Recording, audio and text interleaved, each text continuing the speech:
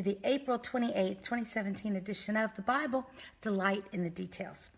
You know, if you've been following me this week, you know that this is a very, very busy week for me. I've been on the road in Tallahassee, and I'm teaching every single day, sometimes multiple classes each day, multiple trainings.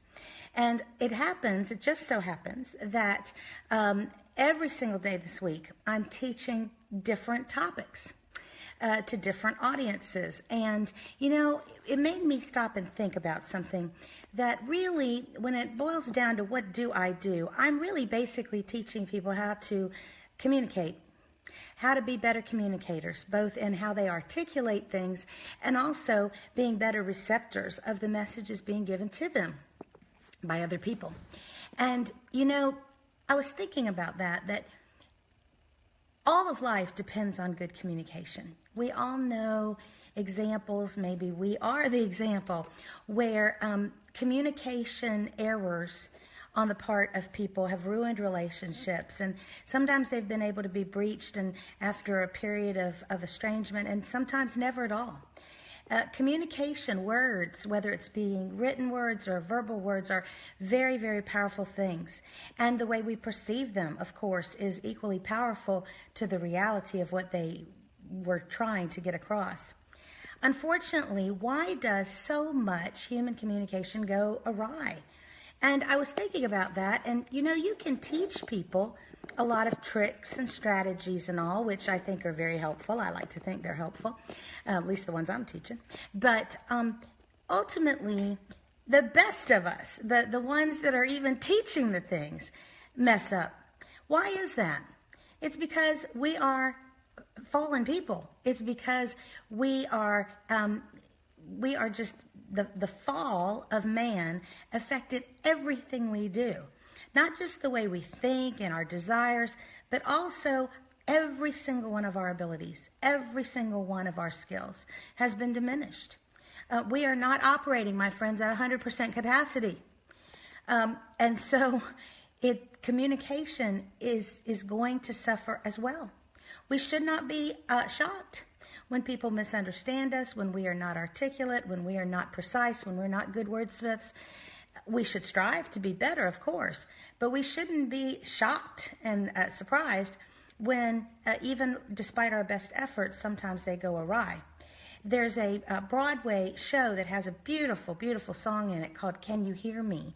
And trust me, it's not talking about like Verizon, you know, can you hear me now? It's can you really hear what I mean?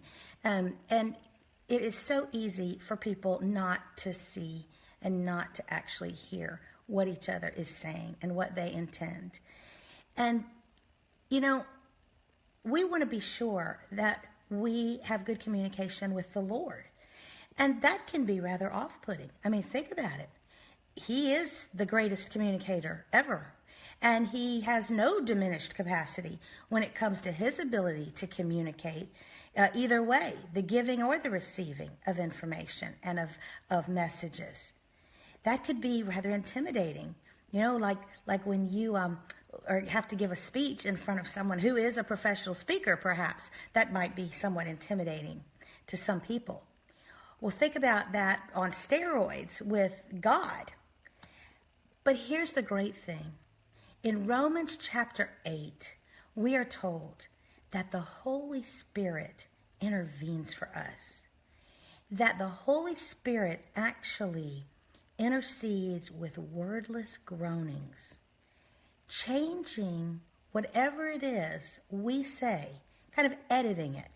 He's like an editor for us, editing and polishing and sometimes giving whole shape to what we want to say, what we want to get across, what we want so desperately God to understand about our hearts. I'll tell you, as someone who deals in communication, that the idea that I have someone who knows me so intimately, whose job is to edit what I say to the Lord, to help me say it in precisely the right way, and to guide my thoughts into what will be appropriate and acceptable, that is a comforting and a wonderful thought. So my friends, if you ever are hesitant to go to the Lord in prayer and talk to him because you feel inept, you feel like, I don't know what to say, I don't know how to say it, please, you have been given the greatest gift on that you could possibly be given, the Holy Spirit.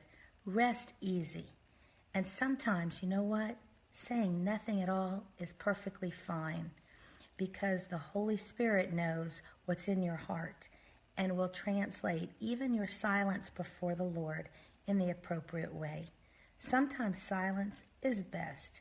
Sometimes it is a sign of respect and awe, and it is appropriate. So whether you are sitting silently before the Lord or you are trying to articulate a message, be aware you have some help. The best help you could have, the Holy Spirit, the greatest communicator in history. I'm Lenora Bresler. Visit me tomorrow on the next edition of the Bible.